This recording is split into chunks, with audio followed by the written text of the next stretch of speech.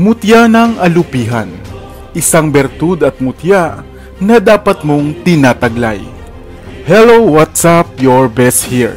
Sa videong ito ay pag-usapan natin kung ano-ano nga ba ang mga bisang taglay ng mutyang ito mula raw sa alupihan at saan at kung papaano mo nga ba ito makukuha. Kaya kung bago ka pa lamang sa ating channel ay huwag mong kalimutan na pindutin ang subscribe button at ang notification bell upang lagi kang updated sa aking mga bagong uploads.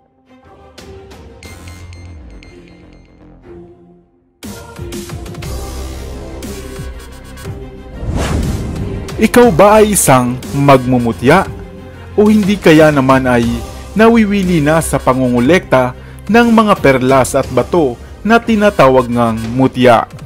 Mga bato na namuo buhat sa halaman, sa mga hayop o buhat sa kalawakan, at pinaniniwalaang ito nga ay nagtataglay ng natural na kapangyarihan at bisa mula sa pinagmulan nito na iyong ang tataglayin kung magtatangan ka nito.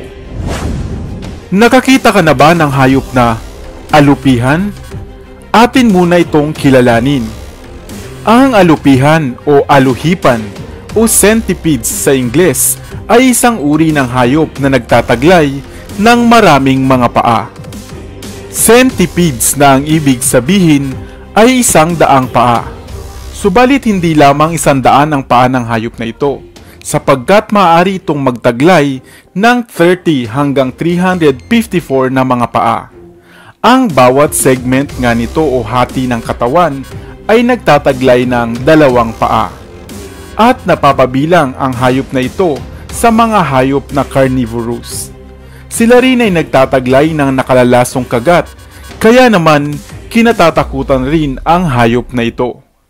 Madalas silang nagtataglay ng kulay na naglalaro sa shades ng pula o brown. Depende sa kanilang tirahan. Sila ay madalas na namumuhay sa mga kuweba o sa mga kasukalan sa kakahuyan o sa mga siwang ng inyong tahanan.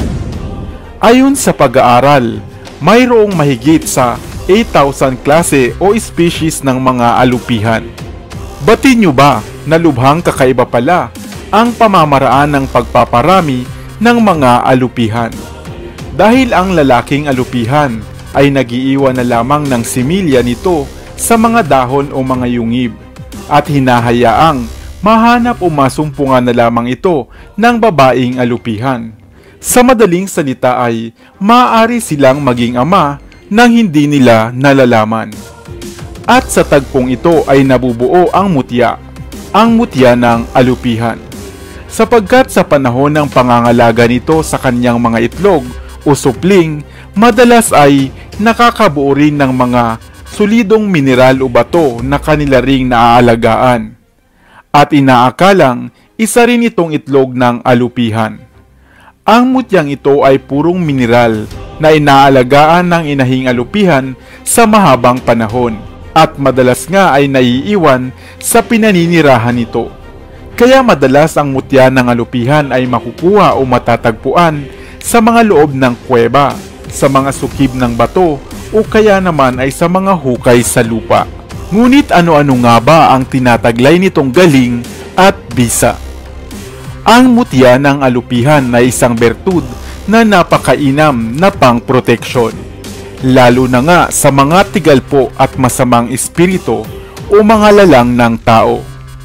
Napakabisa rin itong panghalina upang magustuhan ka ng karamihan na mainam mong gamitin sa paghahanap ng trabaho o kaya ay sa politika.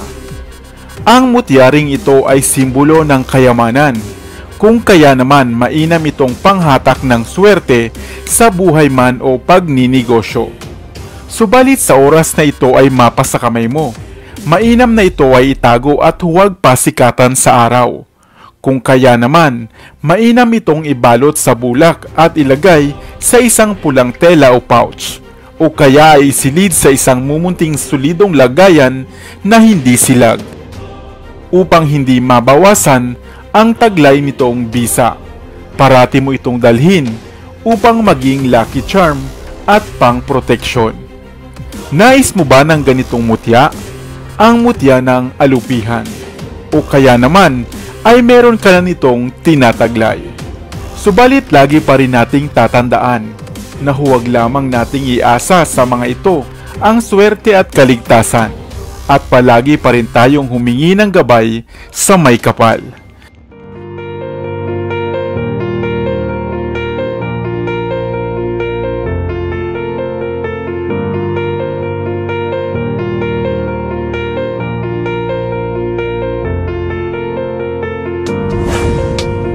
Mayroon nga bang tinataglay na mutya, ang hayop na kilala natin sa katawagang daga? Halika at alamin upang ikaw ay mamangha sa mga tinataglay pala nitong kakaibang bisa. Hello, what's up? Your best here.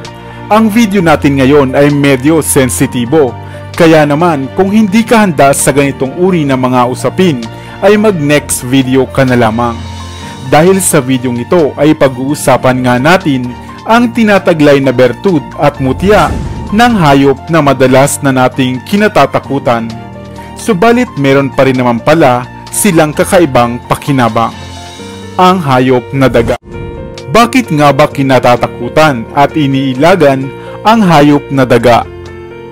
Ang daga ay isang maliit at may mahabang buntot na hayop, kadalasang kulay itim at kumakain ng mga palay at madalas pangay tambay sa basurahan. Sila ay nabibilang sa order ng mga Rodentia o rodents na nagtataglay ng matatalas na ngipin na siyang ginagamit nila sa panginginain.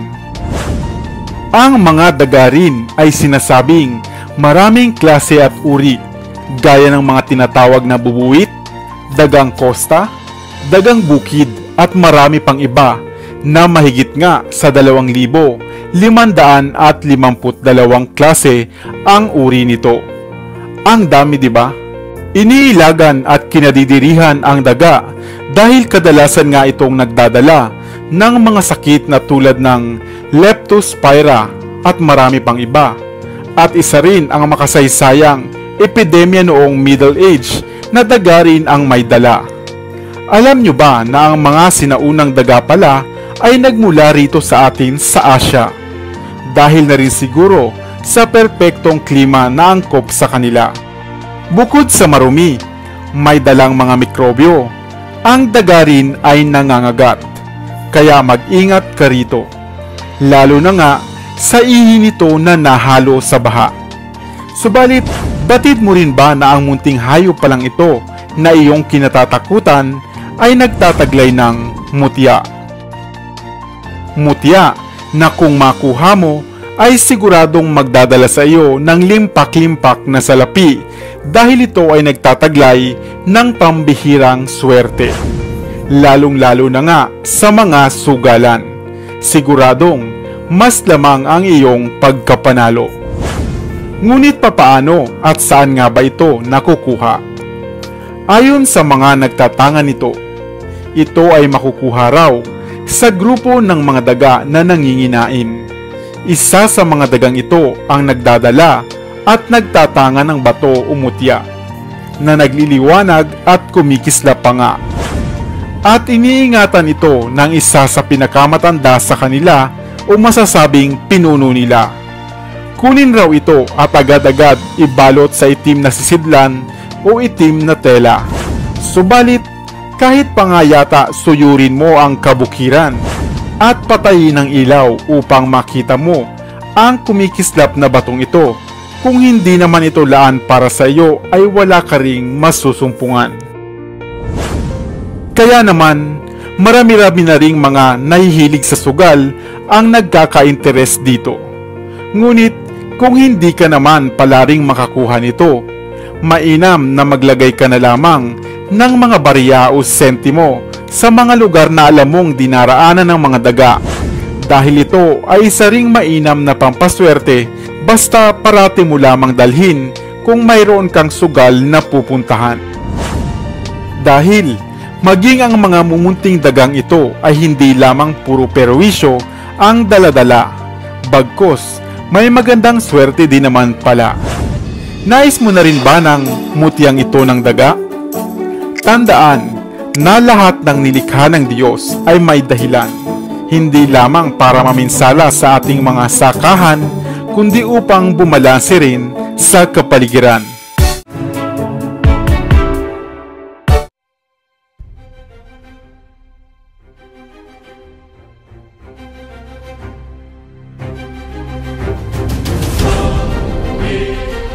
Pamilyar ka ba sa pusit? Gaano nga ba ang nalalaman mo tungkol sa nilalang na ito? Batid mo rin ba na maging ito pala ay nagtataglay ng pambihirang mutya? Hello, what's up? Your best here. Sa videong ito ay alamin ang kakaibang bertud o mutya na tinataglay pala ng pusit. Gaano nga ba ito kabisa at papaano nga ba ito makukuha? Ano nga ba ang pusit? Isa nga ba itong uri ng isda?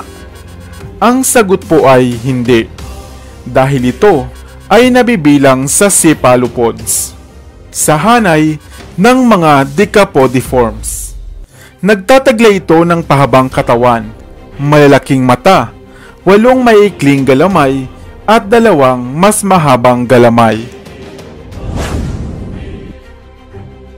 Malambot ang pangangatawan ng mga pusit, gaya ng mga pugita, subalit mayroon silang may liit na hibla o internal skeleton na tinatawag na chitin. Ang mga pusit ay mas matatanda pa nga kaysa sa atin, dahil maging noong Paleozoic era, sila ay nabubuhay na at muling nagparami pa sa panahon ng Mesozoic era o 80 million years ago. Ang mga pusit ay naninirahan sa tubig alat at karaniwang kumakain ng mga halamang dagat o may liit pang isda. Mayroon silang kakayahang mag-camouflage o bumagay sa kapaligiran o mag-counter illumination na animoy nagliliwanag, na ginagamit nga nila bilang proteksyon sa sarili at sa paghahanap ng makakain. Ang mga pusit ay nabubuhay lamang ng mahigit 1 taon. Subalit sa murang edad pa lamang nila ay kaya na nilang mamuhay nang walang tulong buhat sa kanilang magulang. Napakagandang pagmasdan ng pusit sa karagatan, lalo na nga sa gabi na sila ay nagliliwanag. Ang mga pusit ay mahalaga para sa ating mga tao, dahil ito ay ginagawa nga nating pagkain at pinagkakakitaan minsan. Subalit bukod pa rito, ay pinaniniwalaan rin na ang pusit pa lang ito ay nagtataglay ng mutya. Isang mutya na animoy kahugis din ng pusit, sapagkat ito ay isang pusit na na-fossilize o naging bato. At sinasabing kung magkakaroon ka nito, ay maaari mo itong gamitin bilang pampaswerte, lalo na nga sa mga negosyo, at upang layuan ka ng mga masamang elemento. Mainam din ito bilang panghalina at pangproteksyon sa inyong sarili.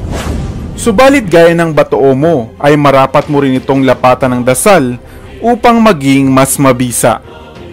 Ang mga mutya ng pusit ay kadalasang makukuha sa ilalim ng tubig kung saan madalas silang nanganganak. Ang mutyang ito ng pusit ay bibihira lamang makuha at masumpungan. Subalit sa aking pananaliksik sa ibang bansa pala, ito ay binibenta nila sa mataas na halaga, sa tumataginting na 15,000 hanggang 20,000 pesos.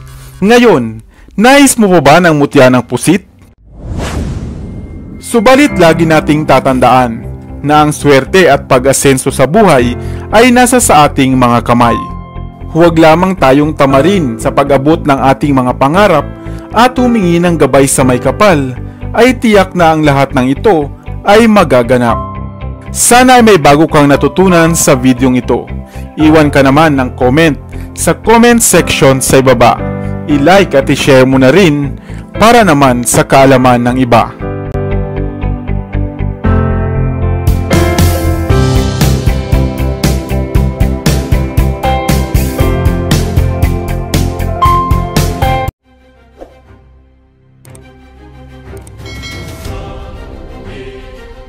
para sa mga kakaibang kwento ng inspirasyon, kaalaman, hiwaga at misteryo.